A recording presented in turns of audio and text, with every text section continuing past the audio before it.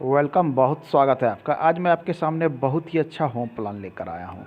इस home plan की मैं लंबाई चौड़ाई की बात करूँ तो ये 30 × 40, इसकी यहाँ से यहाँ तक की कुल जो है चौड़ाई 30 फीट रखी गई है। मीटर में बात करें तो 9.14 मीटर, चूँकि कुछ लोग मीटर में भी बात करते हैं।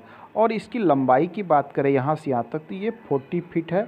मीटर में बात करें तो 12.19 मीटर ये है।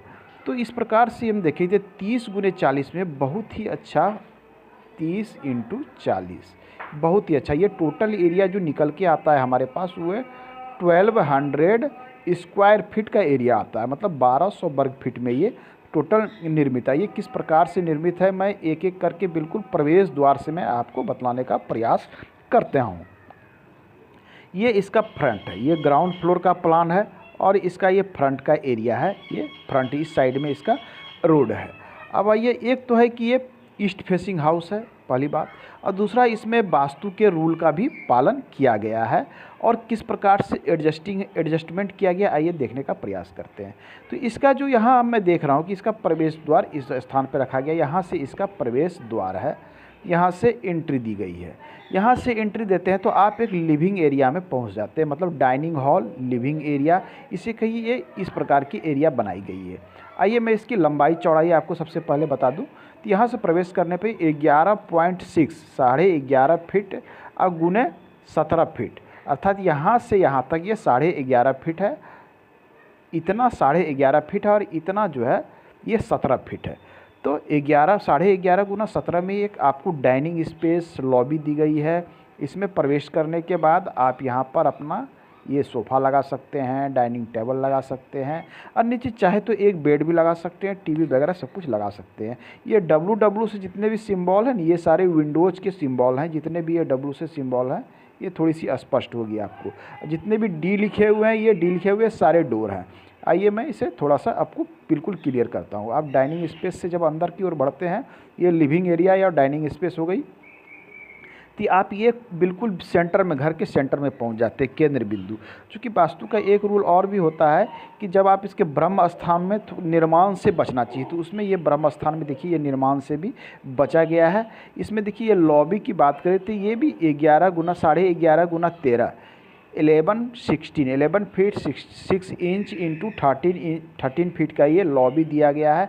इस लॉबी से इस घर के सारे चीज़ एडजस्ट हैं, मतलब यदि आप लॉबी में पहुंचते हैं तो आपके चारों तरफ जितनी भी चीज़ें इस लॉबी से आप जा सकते हैं, सीढ़ी हो, रसोई हो, जहां हो, डाइनिंग स्पेस हो। आइए अब आइए, इसमें लॉबी से होते हुए या बिल्कुल सामने में आपको डाइनिंग स्पेस इसमें अलग से दिया गया है, जहाँ पे आप बैठ के खाना खा सकते हैं, भोजन बना सकते हैं। ये आपकी बात करूँ तो ये इसकी है 8 फीट और ये 10 फीट, माने 8 बाई 10 का ये आपको जो है डाइनिंग स्पेस दिया गया है, जहाँ आप डाइनिंग टेबल रखिएगा। तो ये अब हो गई थी लिविंग एरिया, अंदर आया तो ये आपकी डाइनिंग स्पेस। यहाँ से लगा हुआ ये रसोई घर है। ये बिल्कुल अग्निकोण में किचन है। आपकी किचन की बात करें तो 8 × 10 8 × 10 फीट की ये रसोई घर दी गई है, बिल्कुल आपको अग्निकोण में। ये अग्निकोण का स्थान है, यहाँ दिया गया है। अब आइए, अब इसमें है कि यह रसोई होगी। रसोई के बाद यहाँ पर आपको दक्षिण दिशा में ये सीढ़ी दे दिया गया है। बिल्कुल ये सीढ़ी से यहाँ से आप ऊपर जा सकते हैं, ऊपर वाले फ्लैट्स को आप यूज कर सकते हैं।